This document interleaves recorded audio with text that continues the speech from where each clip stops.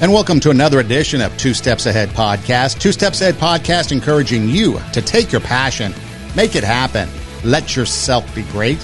I'm Son Edom, and coming up on the show, we're going to talk about an election that just took place. What? Now, if you'd known about this election, I'm almost positive you would have participated. What am I talking about?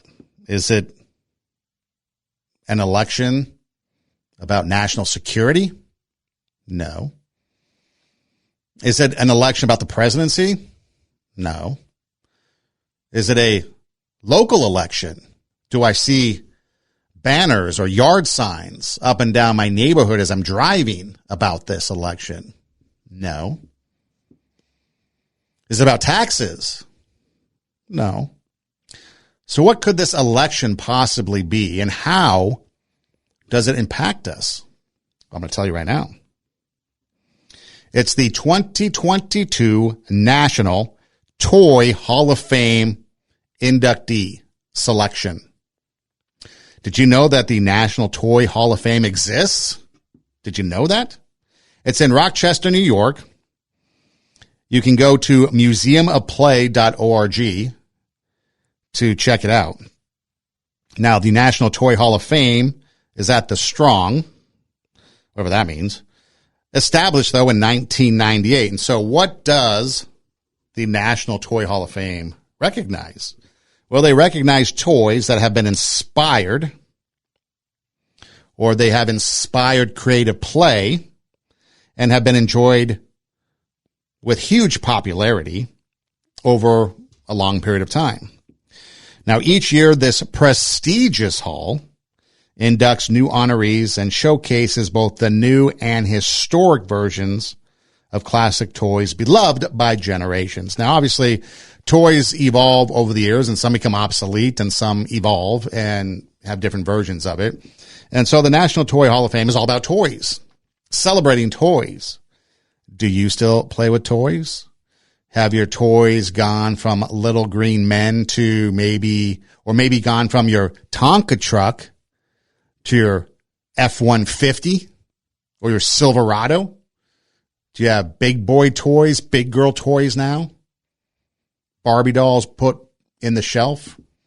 Have you reached Toy Story 4, where you're giving your toys away, whatever ones that he gives the toys away? So the National Toy Hall of Fame, they concluded the voting. The voting is done. And the announcement is going to be made November 10th of 2022. Now, as I was thinking about this and going through this, and I was reading about it, I found it interesting because when we grew up, if you're from relatively close to my generation, you had toys. You played outside. There wasn't much to do inside. We didn't have, at least I didn't have, 100 cable channels or satellite TV channels to watch. In LA growing up, you had Channel 2, Channel 4, Channel 5, Channel 7, Channel 9, Channel 11, and Channel 13. And 9, 11, and 13 were usually an afterthought. And 5 had the nightly news with Hal Fishman. Okay? So we had toys. That's what it was all about. You get up on a Saturday afternoon, you watch your Saturday morning, you watch your cartoons in the morning, and then in the afternoon, you go outside and play. You had a bike, you were gone all day. You didn't come back until you were called in when the lights came on, the street lights came on, right?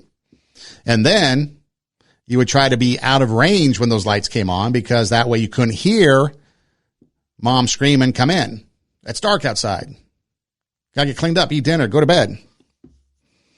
And so today, I ask kids, "Hey, what are you doing this weekend?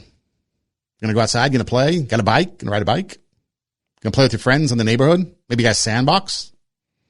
They're going to play Fortnite, Minecraft, Call of Duty, and any number of game that's online, video games, like maybe Grand Theft Auto.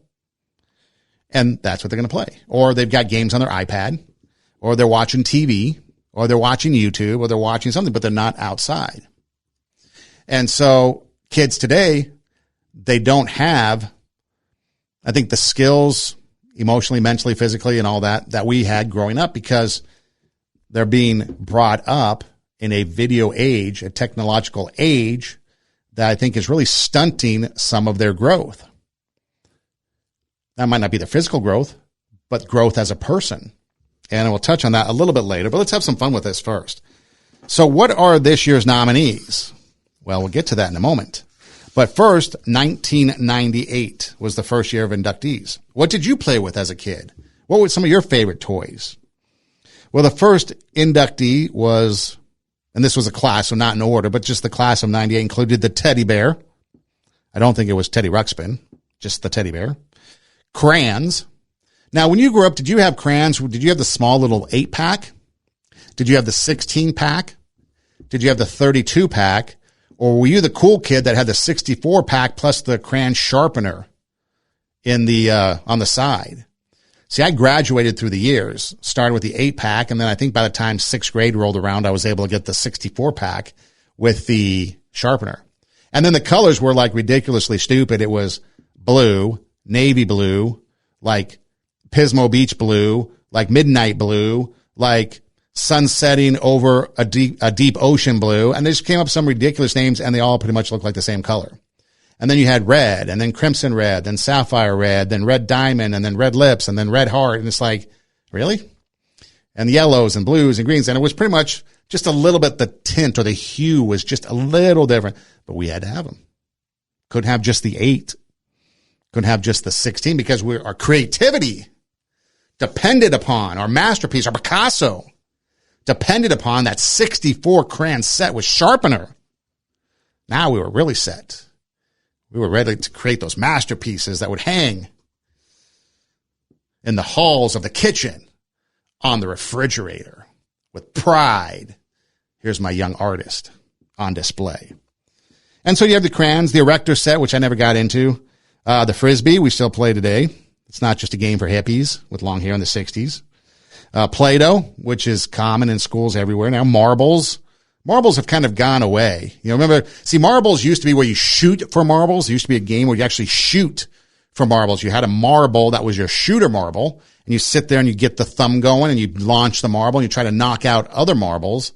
And then I guess if your marble was left in the circle, you'd win. Kind of like a schoolyard version, really, of that Olympic sport where you throw the rocks down. I forget what the name of it is now. It'll come to me a little bit later. But it's something like that, and it was a lot of fun. And people would sit there and you'd just play them. But now marbles, they don't really seem to be – they're more inclusive with like marble mazes and stuff like that, right? And so anyway, so then Legos. How many times have you stepped on a Lego? The Barbie doll, Monopoly, Etch-a-Sketch, which was that thing. You had that square thing and you had the 2 dials, and then you'd spin the dials and you try to draw your line to create some sort of picture on this gray box that was on this Etch-a-Sketch thing on the red plastic. And then oftentimes you'd find one and someone smashed on it because maybe they got mad or they stepped on it, and so it didn't really work all the time. You'd have this dented in area that you had to avoid because it wouldn't work. And so, and then Tinker Toys. So that was the class of 98. And then, of course, you have to include the class of 99 because, again, you had some classics like the Lincoln Logs, the hula hoop, the yo-yo, roller skates, the radio flyer wagon. How many of you had one of those? And the Viewmaster. You know, the Viewmaster where you slip that disc. In fact, I think, talking about social media and TikTok, I think TikTok has a template that's like a Viewmaster now. So maybe the Viewmaster is coming back, but you would have the thing and you click it and then it would rotate and then have different pictures there. Very boring by today's standards, by the way. Imagine giving one of those to a toddler or someone. They would just chuck it out the window. Last year's inductees were the American Girl doll, Risk. Did you know that Risk was a board game based off of a French filmmaker's idea for conquering the world? I think it came out, I think the original version in France was 1957. And then Parker Brothers purchased the rights and created the game of Risk, as you know it today, in 1959. It was the first popular game involving strategy, diplomacy, conflict, and conquest. I never played it. I was more of a stratego kind of guy. Risk never really was my forte, but I know I had a Risk game growing up. And then Sand. Sand was the third inductee last year. It's called the most universal toy in the world. Not really sure what Sand would be a toy, unless you're at the beach, I guess. Or now you have kinetic sand that they like to play with in schools, elementary schools. But sand itself, I guess it was suitable, as they say, for pouring, scooping, sieving, raking, and measuring. And then wet sand was even better. And then you had, so when we grew up, you go to the beach, right? And you get that bucket. Maybe it's that red or green bucket, and then the shovel, and you fill it up and you pack it down, and then you flip it over, and now you're making your castle, right? So sand was the universal toy. So you've got the inductees. So now, some other ones, by the way. Mention the Atari 2600 or video games. So when I grew up, the Atari 2600 came out, and again, you'd have to play it. And if you wanted to play with friends, they'd come over, right? And you'd have the slumber parties, or I guess they're called sleepovers these days, because slumber parties is not what we talk about. But you had the Atari 2600. When you want to play with somebody, you'd get together. Now you play online, so you have this world of online friends. And I remember many times getting together with friends and playing the Atari 2600. Or how about those handheld games? Do you remember those handheld games like this one? Did you ever have this one?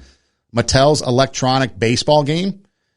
And it was very primitive. You had a pitch button, a hit button, and then a run button. And it would, if you hit the ball, it would give you beeps. And then the beep would kind of indicate how many bases you could take without getting thrown out. And so this was great for car rides. This was great for if we were sick and we had to stay in bed all day and you had like a fever or something growing up and you really couldn't play much, but you were bored. So you'd play this all day. Or when I'd go over to a friend's house, we'd play this and have competition. Or what about this one? The football game. Did you ever play Mattel's football? This is the one that you could only run.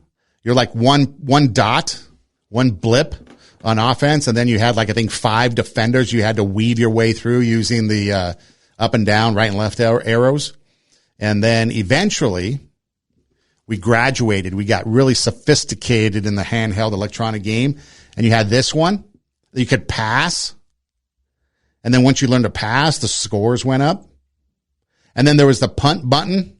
I think both of them had like a kick button, but you never did. You'd always just go for it. And you'd make that a rule that you had to go for it. So that way it'd make the game more exciting.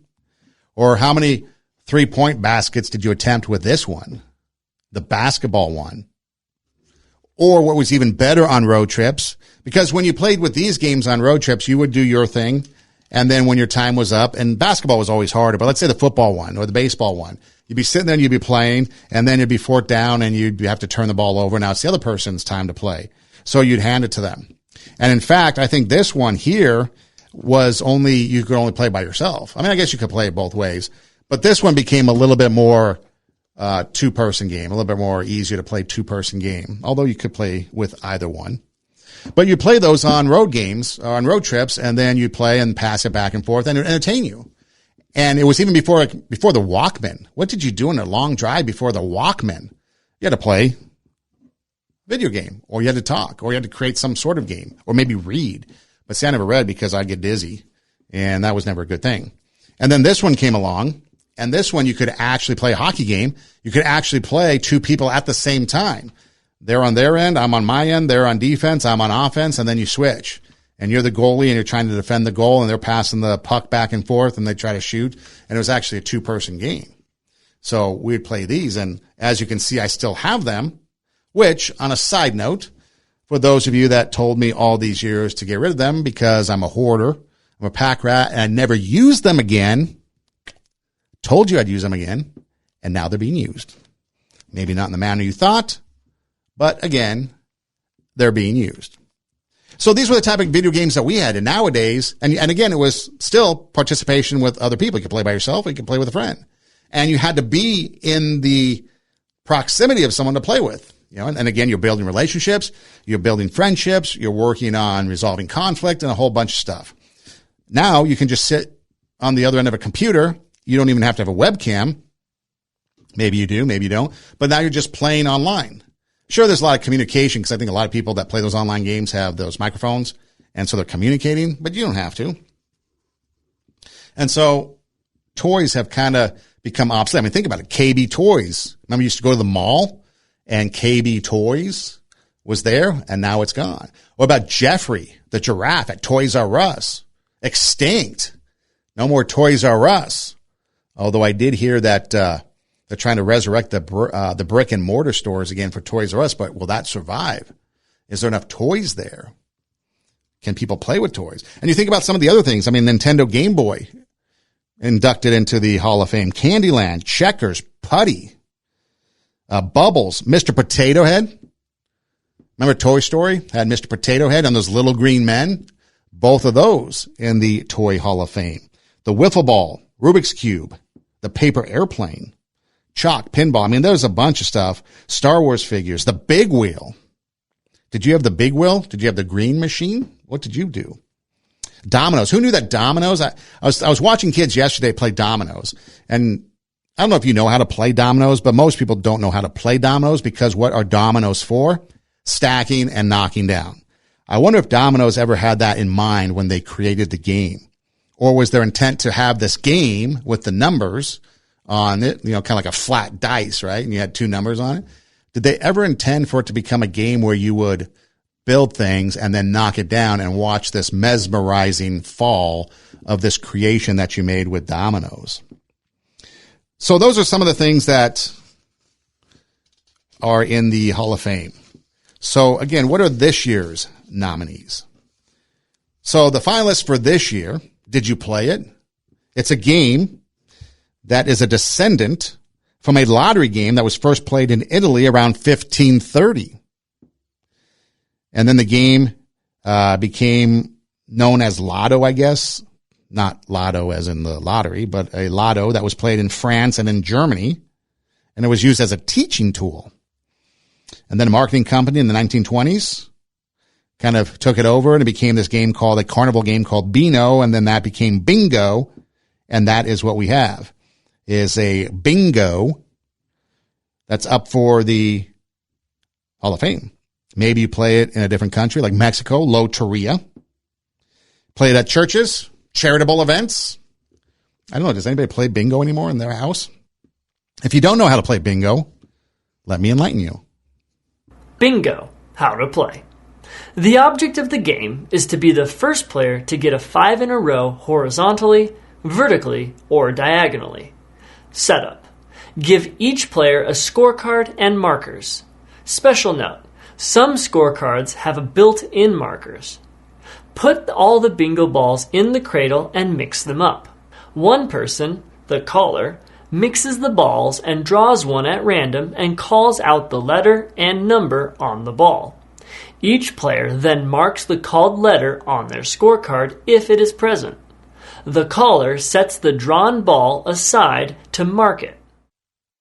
If the player has 5 in a row, they call out bingo. They read back their letters and numbers to the caller to confirm a correct win. If they are correct, then the player wins. If they're not correct, or if no one called out bingo, then the caller draws another ball and the process repeats until there is a winner. The middle space on each board is the free space and always counts as if it has a marker on it. Another popular way to play is called Blackout.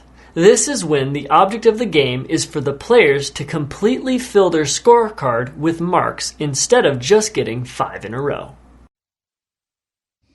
Did you play Blackout? I never played Blackout. In fact, I don't think I remember hearing about that. But I never really played bingo.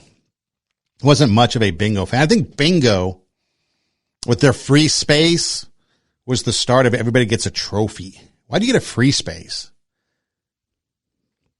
But bingo is up for the Hall of Fame. Breyer Horses, which started in 1951. Catan, which is a German game from 1995 about settlers. Light Bright, created in 1966. Did you ever play Light Bright? Do you know what Light Bright is?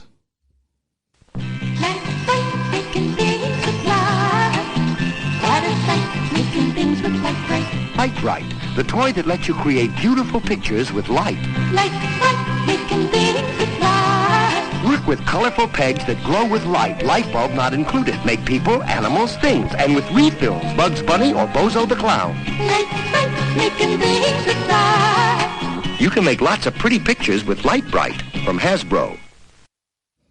See, Light Bright, when they brought out Bugs Bunny and Bozo the Clown, those packages, Remember Lego? You would just get random Legos and just build stuff, right? And then all of a sudden they became sets. And then you'd build these sets that were designed specifically to come up with a particular image or whatever. And Star Wars became huge in the Lego world as well. But Light Bright, you'd find it along with Etch-a-Sketch and some of these, dolls and stuff. You'd find them like in the nurseries at churches or in the Sunday school classes. And Etch-a-Sketch, like I mentioned earlier, would oftentimes not work. And Etch-a-Sketch, you'd have to shake it to erase it, and sometimes it would never erase. Light Bright was kind of that way too. How disappointing. You pick up Light Bright and pegs would not light up, and then there'd be pegs missing, so there's not enough to be able to make anything. And so Light Bright might have been a novel idea, but it really, especially for kids, they'd lose pegs all the time. Maybe that's the concept. I don't know. Maybe you could buy replacement pegs. And so they thought, hey, we can make money off of this. But Light Bright up for the Hall of Fame. Masters of the Universe action figures, He-Man and Skeletor, the cartoon from 1983 to 1985. Did you watch it? The Piñata, the centerpiece of party games. You fill it with, candies, but you can fill it with anything. Coins, confetti, small toys. How disappointing confetti.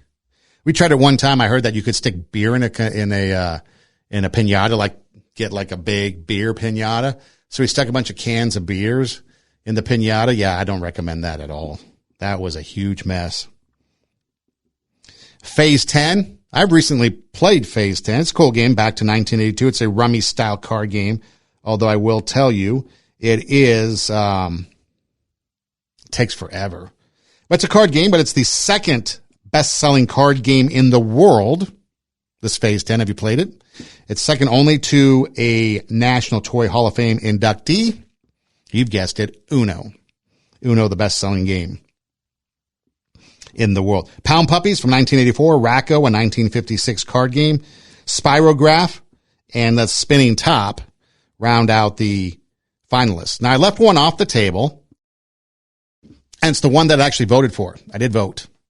I suppose you go back every day and vote, like once a day for as many days as the voting was opening, but I just voted one time, and I voted for my favorite of the list.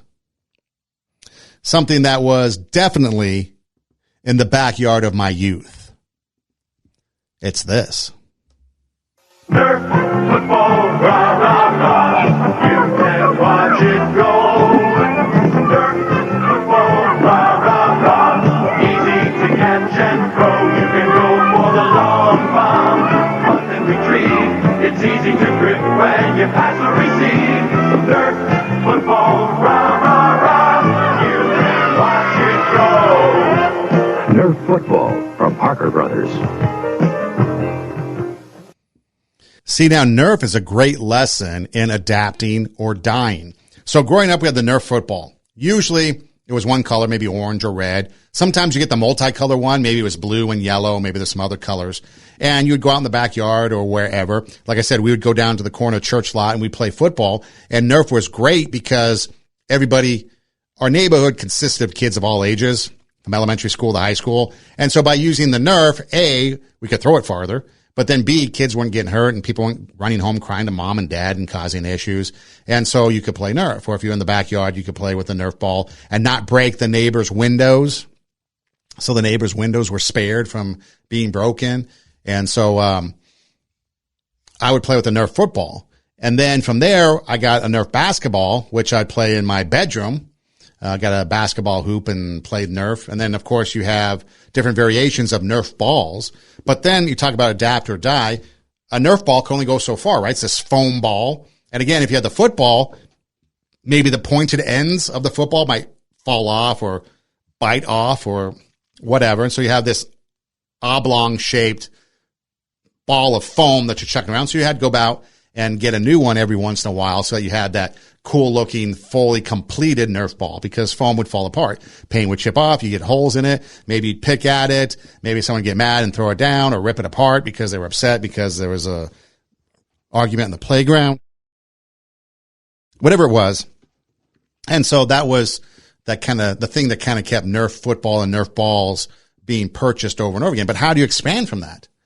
How do you adapt or die? Well, then it became Nerf darts, Nerf guns, I think there was a Nerf Super Soaker, Nerf Archery, and then you started to see that they expanded their repertoire of Nerf toys. And then you had like different versions of Nerf balls, like the Vortex that would fly like forever, supposedly, and different things like that. So again, Nerf is as a company, as a toy, is a great lesson in adapting or dying, because if they didn't adapt, they probably still wouldn't be around, because I think today they're known for their Nerf guns and their Nerf weaponry, as opposed to when I was growing up, it was all about the Nerf ball, especially the football. But so Nerf is what I voted for. Started in the 1960s. A foam ball, harmless enough to throw indoors. Remember breaking the lamps? And then from there, you got the blasters and all the other stuff. And so Nerf went from the football to now you've got all these different things, and they're safe. And kids can play them, and then you have fun. And again, some of these things, you had paintballs, for the adults. And so you'd run around the neighborhood with these Nerf darts. And remember before it was pew, pew, pew, I shot you, no, you didn't. And you're just like, making stuff up, right? Well, now you have these legitimate means by which to actually shoot somebody, and it resolved all kinds of neighborhood conflicts. Because we'd go play capture the flag, and then we'd incorporate these Nerf guns and capture the flag. And then, of course, everybody had to one up each other if they could with their massive arsenal of weaponry. And then pretty soon it got pretty crazy and out of control. But again, it was fun, and it provided a lot of endless hours of outside activity that was safe and fun. So again, the finalists: Bingo, Briar Horses, Catan, Light Bright, Masters of the Universe action figures, Nerf, Pinata, Phase 10, Pound Puppies, Racco, Spirograph, and the Spinning Top, with the winners being announced, or the inductees being announced on November 10th. Now, here are some games that I think should be inducted into the Hall of Fame. Okay, these are ones that are not in yet, and I don't think they've even been considered. This next one, or this first one that I think should be considered, that should have already been in the Hall of Fame, is also, I think, my favorite jingle of all time. You create a jingle, a song that's going to go along with the commercial or with the product to kind of help you remember the product so that you would go and buy it. So this is my all-time favorite, I think, jingle ever of a product that was used in a commercial. And I think this is something that should be considered and definitely voted into the National Toy Hall of Fame. Slinky toys are fun toys. What walks downstairs alone or in pairs and makes a slinkety sound? A spring, a marvelous thing. Everyone knows it's Slinky. It gives a big lift when wrapped as a gift, a very likable toy. It's falling in place, brings smiles to your face, something kids can enjoy. It's Slinky, it's Slinky. For fun, it's a wonderful toy. It's Slinky, it's Slinky. It's fun for a girl and a boy. And Slinky mobiles with big slinky wheels and pistons that move as you go. It makes a great sound when you pull it around. The driver's an old-timey fellow. A slinky dog, a slinky train, many more wonderful toys. You tug the string, they do their thing. They're great for girls and boys. They're Slinkies, really wonderful toys. They're Slinkies, they're fun for girls and boys. Slinky, Slinky Dog, Slinky Mobile, all Slinky toys sold separately by James Industries. I think, how can you not feel happy, upbeat, listening to that jingle about Slinky? Now, they talk about Slinky, fun for a girl and a boy. I'm surprised the cancel culture, remember them? They didn't come out and try to cancel Slinky because of all those other genders that are out there.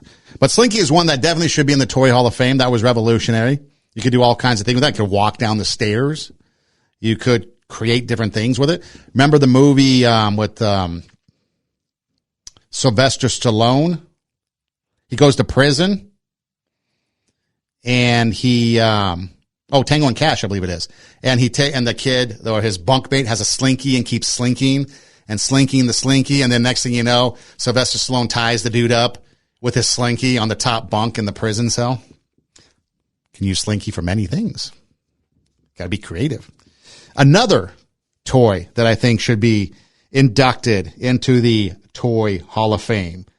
Did you ever play this one? And did it ever give you anxiety? I found this at a school that I go to, that I work at, and I found it in some room. Had time to kill. And I played it, and I had the video going, And so then I posted it, and there's a lot of PTSD out there from people who played this game as a kid. Do you remember what it is? Let me enlighten you.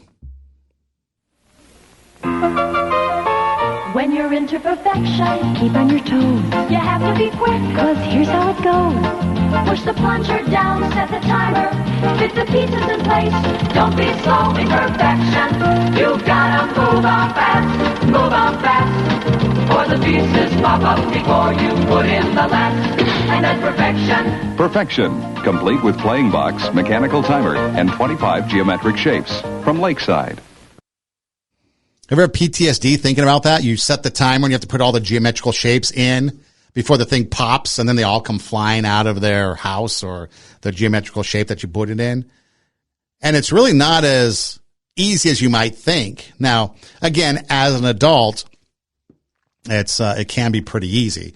But again, you think about it, you got all these geometrical shapes. Remember that infant toy, maybe that toddler toy where you have like that, I don't know, is it an octagon? And then you have like the round circle, and then you have the square, and then you have maybe like an X, and then they have to take the piece and they have to drop it in, and then you open it up, you separate it, and they fall out and you do it again. And they're learning shapes, right? That's like what perfection was. It was the next version, I guess, where you'd sit there and you have to try to put these geometrical shapes into these things. I think there's 25 of them. You had like a minute to do it, and if you didn't get it done, it would pop up. And so again, and usually it was done with a group of people. I don't think, maybe you did, played by yourself, but that's what it was. You surrounded yourself with friends, and you would sit there and you'd play. And you watch these old commercials, and that was the concept. I think this commercial, if you're watching on the video portion, you see the commercial. It's a family playing, and the dad is sitting there trying to put the geometrical shapes in. It pops up. He's like, oh, I didn't get it. But again, you're interacting, and you're learning skills, and you're learning to deal with disappointment. You're to learn with anxiety, with timing. And you learn all these things as you're playing these games in a setting with friends and family where you're working on and you're developing relationships and you're having fun. And then you're creating memories. With these video games nowadays, are you creating memories with anybody? Or are you creating a memory by yourself in your room, solitary, maybe with some invisible person on the other end that may or may not be the person that you think they are? And so as you sit there and you're playing these and you're thinking about playing these games, it's like the memories that were there, the fun that was there, even the video games that we played, whether it's Atari 2600 or the Nintendo or these offline video games, you had to sit there and play with each other and have fun. Even if you go back to these type of video games, you can play by yourself, but then oftentimes I would bring it along on trips, or I'd bring it along over to a friend's house and we'd sit there and we'd play. And a lot of times, I mentioned my friend Chris often on the podcast, and we'd sit there and we'd play this baseball game, and oftentimes you go one pitch. It got to the point where sometimes we'd be running out the door for something. We go one pitch. You get one pitch to see what you'd get, and then I'd get one pitch and see what I got, and then that would determine the winner. And so you'd always have different kinds of things, and those are memories that years later you think about when I look at these games that I have here, and all the number of times that we sat in the back of a station wagon. Remember station wagons? And in the very back, it was like the cargo area, and there was no seats, no seatbelts. You just kind of sat on this, square surface. And then you had the door that dropped down. And if you're lucky, you'd get the window rolled down so you can actually breathe. And then you chuck things at the cars coming at you from behind. But no, you sit there and you play those. Or if you had the more advanced, back seat, like the back area, they would open up and then you'd have side seats. I think after 8th grade, when I went on back to the colonies, a trip with the school to the 13 original colonies back east, which is basically nowadays the trip to DC that people call it, I would always sit in the back. I would always sit in the back of the station wagon and just sit there. And that's where my seat was, because I liked it back there. It was the furthest away from the driver, and me and a couple guys would just kind of sit in the back there. And then I think they also had one that would open. So if we got really lucky, they'd open it and let us sit in there. But a lot of times we were back there with the luggage too as we were driving around. But again, you have a game like Perfection. You would sit there and try to get them all in before they popped up. Or what about this game? Did you ever play this game? It's my turn to operate. Operate? But Butterfingers. It's Operation the Wacky Doctor's Here's your Game. card. Batteries not included. Take out his spirits for $100. Oh, you'll never do that. Don't touch the side. Here goes his funny bone. It takes a very steady hand. I did it. That's $200 for me. May I play? Operation, a Milton Bradley game. Again, another game when you touch the side, it would buzz and the guy's nose would buzz. And the funny bone looked like a dog bone. And you sit there and you try to get him out and you'd pull a card and you'd read the card and you have to try to get out that part of the body without buzzing, touching the sides, and then you get money. And again, like the commercial said there at the end, the mom comes in, can I play? Became something that you evolve the night around. And it might seem boring by today's standards because we've got Netflix, we've got Hulu, we've got Amazon Prime, we've got name any app we can watch TV or movies on. You've got all these video games. You've got all this stuff that's distracting. I mean, even think about reading books. Now people read on Kindle, if Kindle's still around. But it went from books to now electronic devices, right? And then from electronic devices, who knows what. But again, where do you get that interaction with the whole concept of holding that book? Or remember when you used to go to the video store? I mean, talk about instant gratification. Think about this for a moment, okay? So you're sitting there and you're playing these games, okay? And you're learning social skills and you're learning problem solving skills and you're learning all these different things on how to react to something. You might have some disappointment because you buzzed and you hit the side and the nose lights up, or you didn't get all the geometrical shapes into the thing before it pops up on perfection. And so you're learning to overcome these things. And then it becomes secondary. So as a young kid, they might have a little bit more of an emotional response to it, right? Disappointment. Maybe they show emotion because they don't get it. Or you get really excited when you completed it. And then you, like with perfection, you had to hit the button to keep it from popping if you got all the geometrical shapes in before the timer went off. And then you'd all celebrate, right? And so you're learning emotion. You're learning how to control emotion. You're learning to deal with disappointment. And you don't see that nowadays with young kids. You see instant gratification. You see where they work for a little bit of time, maybe 5 minutes, and then they get a reward. And then they get the iPad and they can look at their iPad. Remember when you had to go, first off, depending on how old you are, you had to go to the movie theaters to see a movie. And then eventually you could rent a VCR from the video store. And then eventually VCRs became in everybody's house. But then you had to go to the video store. And so you'd race to the video store. Remember Blockbuster Video? To try to get that new release before everyone else did. Because then if the new release of that movie of the week was out, then what were you going to do? You had to go look for something else, right? And you had to peruse the long lines of, or the long rows of movies. But again, you had to go and work for it. Or remember when you go to the music stores? You know, I know Blockbuster Video had Blockbuster Music, but there was also other music stores like Music Plus and other places. And you could peruse through the CDs and actually touch them, tactile, look through them, read the credits on the back. Some places you got to sample it to see if you actually liked it, you know? And so you had video stores, you had music stores, you had all these other places that you can go and experience. It's the experience of it all. You go get something to eat, then you go to the video store. Nowadays, everything is right there. Just a click of the button, I've got the song that I want off of digital download. A click of the remote, and I'm watching my movie. And there's no experience anymore. And it's like we become mundane in life, and we don't have any experience that we can fall back on. What's your Friday night going to be like? Well, I don't have to rush off to the video store because there's no video store anymore. I can sit there and click on the remote because it's right there in front of me.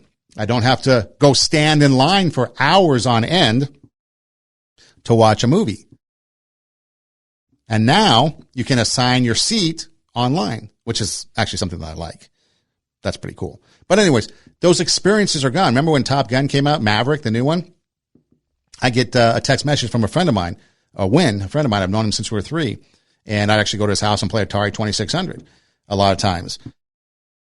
And he sent me a text. He saw the movie, and it reminded him of the time that we went to see the original one. And we had to stand in this long line and wait hours to get in to see the movie because that's what you did. And it was at the Roxy in Glendale on Brand Boulevard, back when you had only like these theater houses, one theater and one screen. Or then maybe this one was the Capitol, one theater, one screen. And then I remember there was one across the street when it became 2 theaters. And then you had a movie on each screen, and now you have these multiplexes. So again, the evolution of it, going there, waiting in line, earning the opportunity to see a movie. It creates a different scenario of life than it is today. Now, a lot of people might like the convenience, and that's fine too. There's nothing right or wrong about it. I'm just saying that we miss out on a lot of things because we don't have the experience of going to and experiencing that going to thing. So again, something just kind of keep in mind as we do that. Or what about this one? Do you remember this one? H7.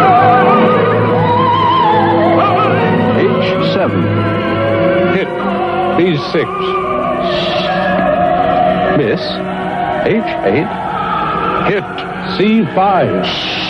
Battleship, a great game of strategy, action, and suspense. Miss. H6. You sank my battleship. The game you can play anywhere. Battleship from Milton Bradley.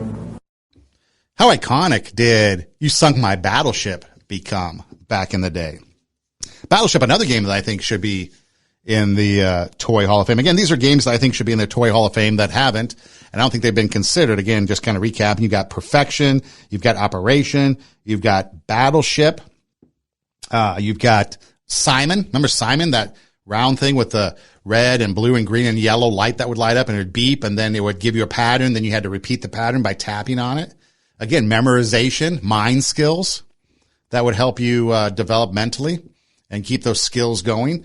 Another one that I thought of is Trivial Pursuit. Remember Trivial Pursuit? You'd get together and have these Trivial Pursuit nights where you had to sit there and answer questions and fill the pies. And then once you filled your entire pie, you would win. But you started out with like history, maybe science, maybe movies or entertainment and sports. And then you get your little pie wedge and you'd stick it in. And you'd have game nights, competitive game nights. But you're also learning too. There's something about trivia that's an educational thing, and you learn from it. Or what about this one? Did you ever play this game? Spin the spinner and call the shot. Twister can tie you up in a knot.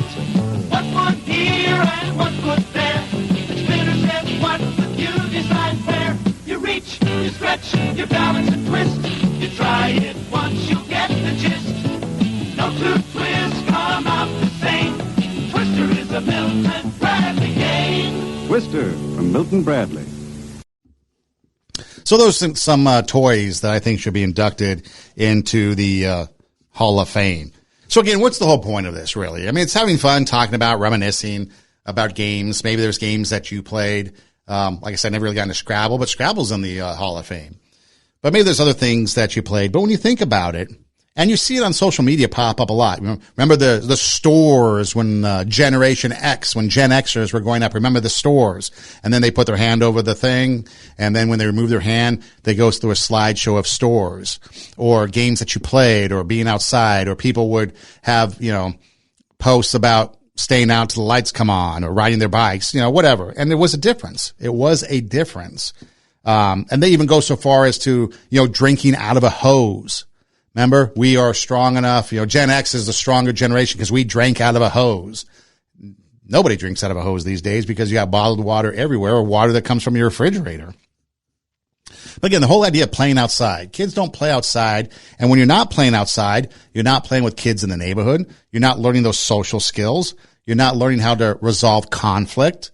You're not learning how to just get some street cred. Like, what's it like to kind of maneuver and have to problem solve and deal with other people's personalities and what other people are going through and solving arguments on the, not the school playground, but like whether it be like for us down at the church, the church yard that we played on.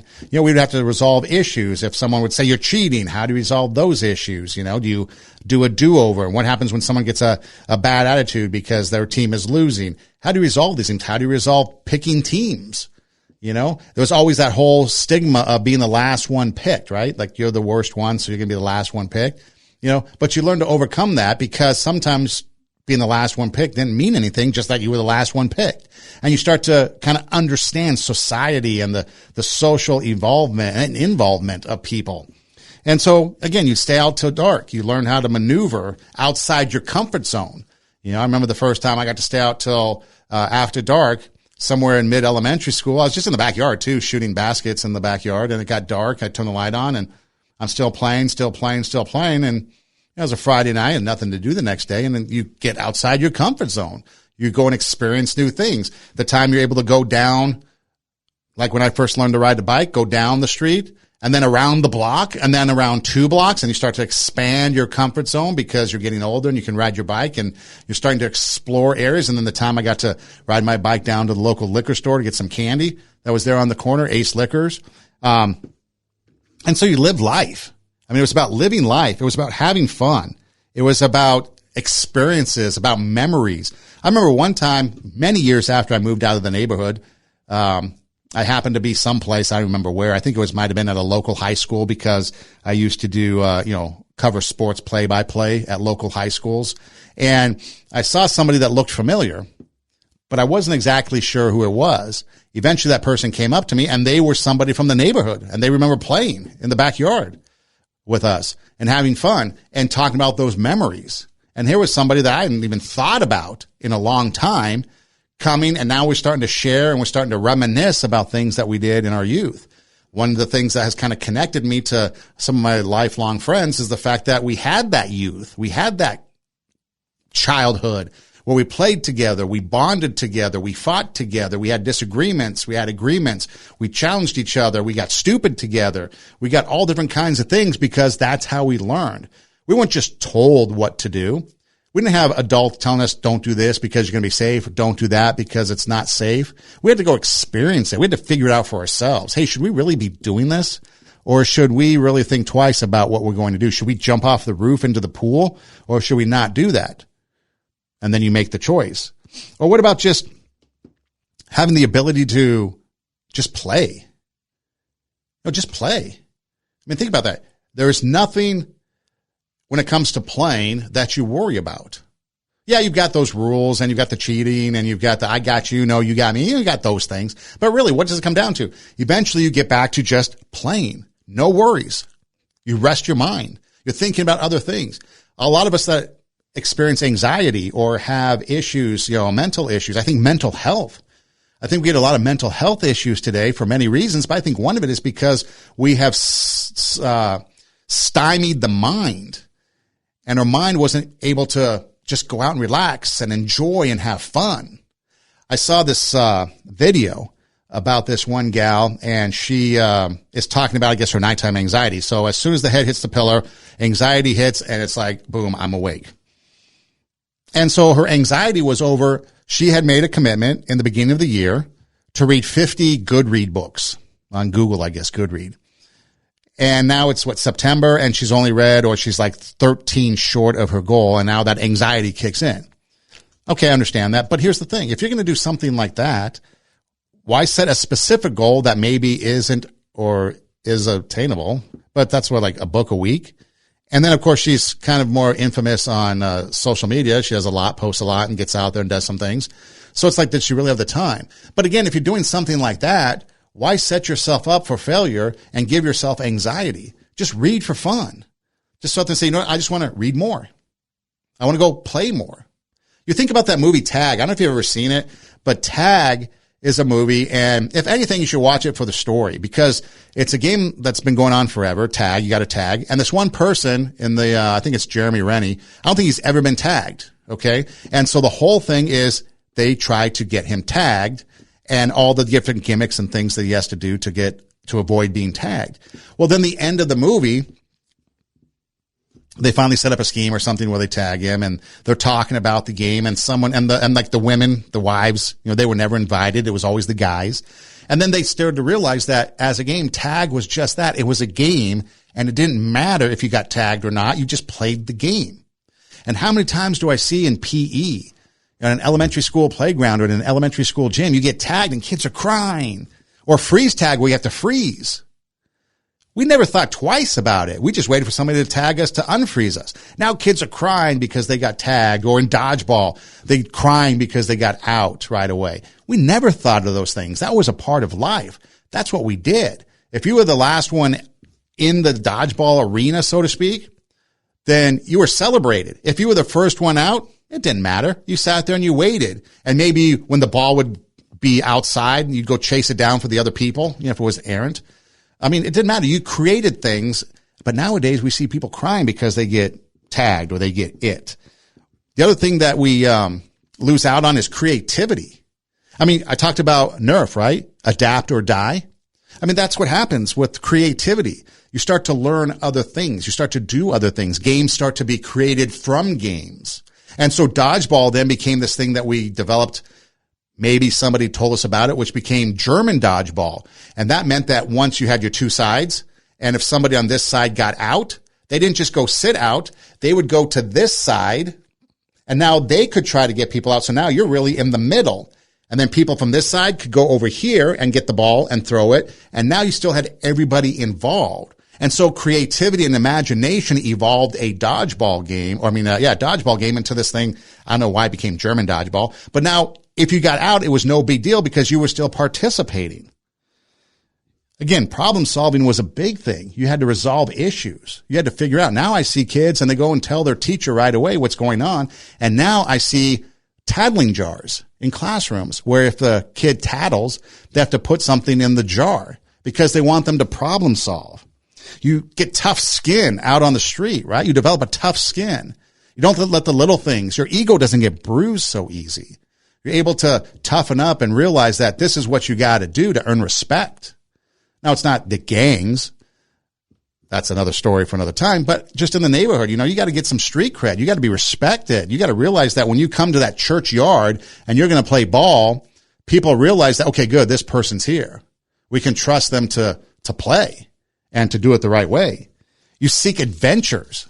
You think about Goonies going on their adventure, looking for treasure, and that infamous line, it's our time. It's our time down here. Up there, it's their time, but down here, it's our time. Adventures. I think of all the crazy adventures I went on that were completely just made up in our heads. If people outside were looking at us, they'd think we were ridiculously stupid. But it was in our mind. We created these adventures in our minds, and we went on adventures and had fun. And I think that's different today. I don't think young people have the creativity because they're given video games. They're given iPads. They're indoors all the time. They're watching YouTube, TV. They don't go outside and play. They're not in their neighborhoods anymore. Online communities have replaced outdoor communities. And it's a different time. It's a different world. And I think even like when you talk about the younger generation kind of being soft and weak and they can't problem solve and they're more selfish these days. They expect everything given to them. They don't want to earn anything. It's that instant gratification. Everything's handed to them, right? That's what they want. They want that now. I mean, remember going to the McDonald's Playground? They don't have them anymore because people were getting hurt and we had to take them away. But McDonald's Playground, you had the Officer Big Mac, that thing that you could climb inside. And then you had like the Fry Guy bouncy things. And then you had that hamburger spinning thing. And then you had some of those things even at playgrounds, like at the park, just the regular park. But then in places, all of a sudden those things disappeared because people were getting hurt and we couldn't have them anymore. Now liability and law issues, being lawsuits and stuff kind of fit into that. So that's part of the reason. But it was like we grew up on those things. Our parents didn't think twice about it if we got hurt. Sliding down the slide, trying to overcome the fact that you're going to burn your butt off because it was a metal slide on a hot day, but you resolved the issue. You figured out how to go down that slide because you wanted to go down that slide. And so you start to problem solve and you start to get this strong mindset of being a tough child. And it took a lot to make us go home and cry. There was a whole lot of stuff that we would do that we would just brush off and move forward. But nowadays, we're not that way. Even remember going to the arcade. You had to go to the arcade and put your quarter up on the game. And then when it was your turn, you got to play the game. You learned patience. You learned the value of a quarter. You learned what it was like to deal in that environment.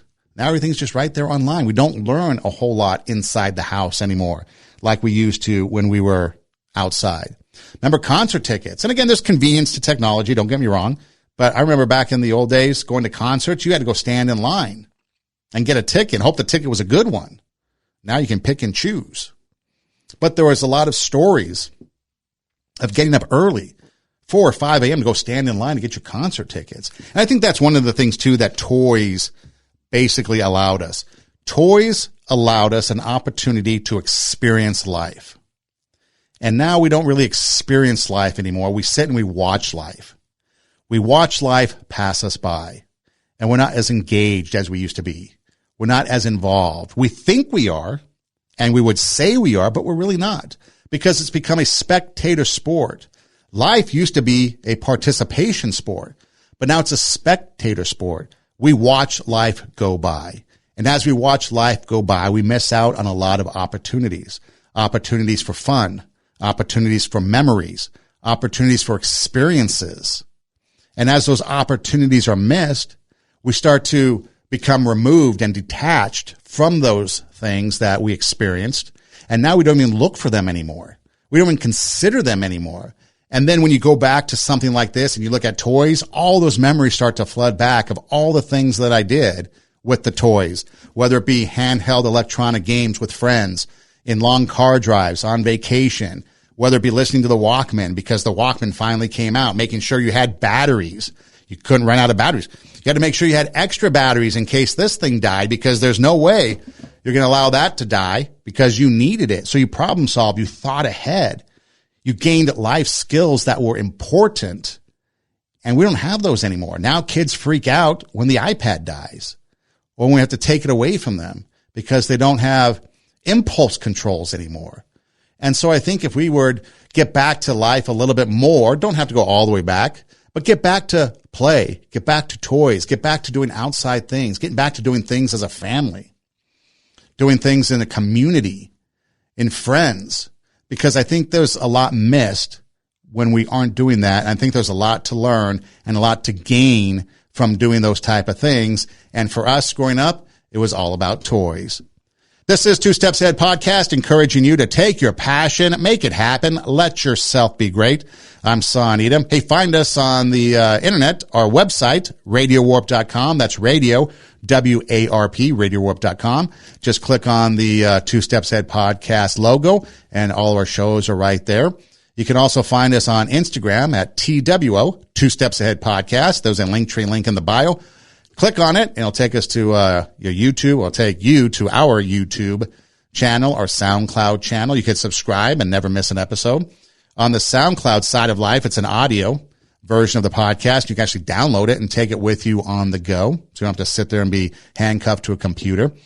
There's also a merchandise shop. If you want to support the show and buy some cool merchandise, you can do that. It's hoodie season. Lots of cool hoodies on there, so maybe you want to sport a Two Steps Ahead Podcast hoodie. And then you can also find us anywhere you listen to podcasts. You could go, hey, Alexa, hey, Siri, hey, Google, play TWO, Two Steps Ahead Podcast, and we pop up. Or you can just do an internet search of TWO, Two Steps Ahead Podcast, and we are there. But as you go through life, stop living life as a spectator and start living life as someone who is participating, because you get more out of participation, the good, the bad, and the ugly, than you do just watching. I mean, have you ever played a game, ever played a sport, and experienced all that versus just watching? It's a completely different experience. And so when you start to participate in life, and it might be the little things, maybe you volunteer to be a part of an organization, or maybe you go out and you want to be a part of a group. Find an interest, whatever it is that interests you, and find something that you can be a part of so that you become an active member of life. Because as you will see, becoming an active member of life, so as you see, becoming an active member of life is much more productive and much more rewarding than you could ever imagine. And I think that you will find that life is more enjoyable, less boring, and you're getting more out of it because you're being an active member of life. So something to think about. Again, Two Steps Ahead Podcast, encouraging you to take your passion, make it happen, let yourself be great. I'm Son Edom. Hey, thanks for listening. Do tell a friend. And until next time, God bless.